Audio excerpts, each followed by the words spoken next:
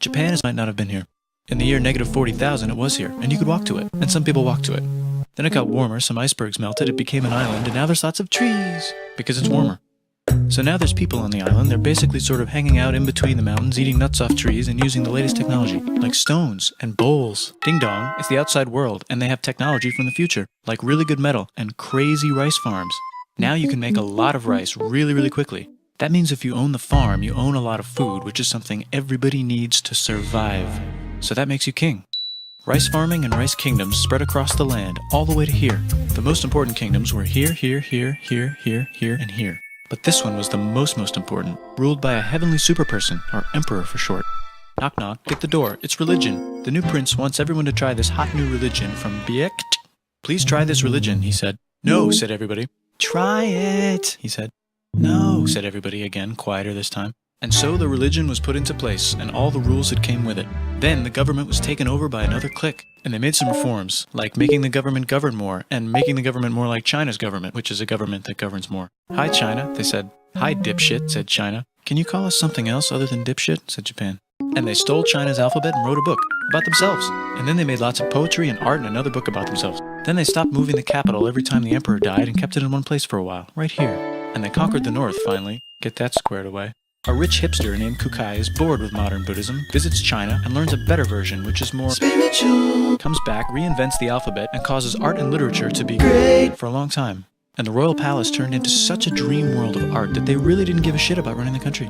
So if you live outside the palace, how are you supposed to protect your shit from criminals? Hire a samurai. Everyone started hiring samurai. Rich, important people hired samurai. Poor people who could not afford to hire samurai did not hire samurai.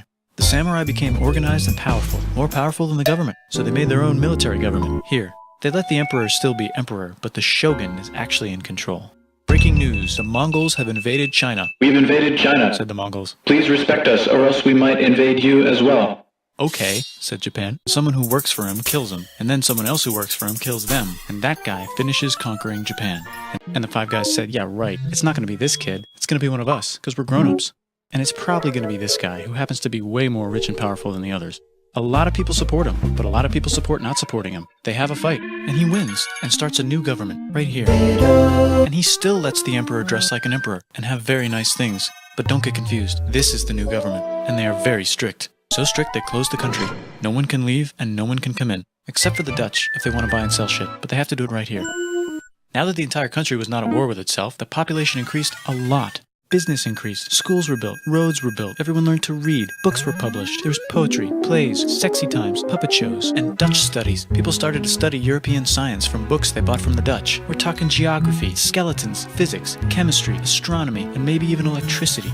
Over time, the economic and cultural prosperity began to gradually slow down. Knock knock. It's the United States, with huge boats, with guns. Gunboats. Open the country. Stop having it be closed, said the United States. There's really nothing they could do, so they signed a contract that lets the United States, Britain, and Russia visit Japan, and it says, can you maybe chill? And Russia says, how about maybe you chill? Japan and Great Britain make an alliance together so they can be a little less scared of Russia. Feeling confident, Japan has been enjoying conquering stuff and wants more. And the next thing on their list is this part of China and lots of tiny islands. All that stuff belongs to Germany, which just had war declared on it by Britain because Britain was friends with Belgium, which was being trespassed by Germany in order to get to France to kick France's ass because France is friends with Russia, who was getting ready to kick Austria's ass because Austria was getting ready to kick Serbia's ass because someone from Serbia shot the leader of Austria's ass. Or actually shot him in the head. And Britain is currently friends with Japan to take the islands, which they wanted to do anyway, so they called Britain on the telly to sort of let them know. And then they did it. And they also helped Britain a little here and there with some errands and stuff. Now the war is over, and congratulations, Japan, used to keep all that shit they stole from Germany. You also get to join the post-war mega alliance, the League of Nations, whose mission statement is to try not to take over the world. The Great Depression is bad, and Japan's said, how about I do anyway? And Japan is their friends, and our friends are not friends. Plus they're planning on invading the entire ocean. The United States is also working on a large, very huge bomb, bigger than any other bomb, ever, just in case. But they still haven't joined the war. War looks bad on TV, and the United States is really starting to care about their image. But then Japan's back into Japan. They actually dropped 2.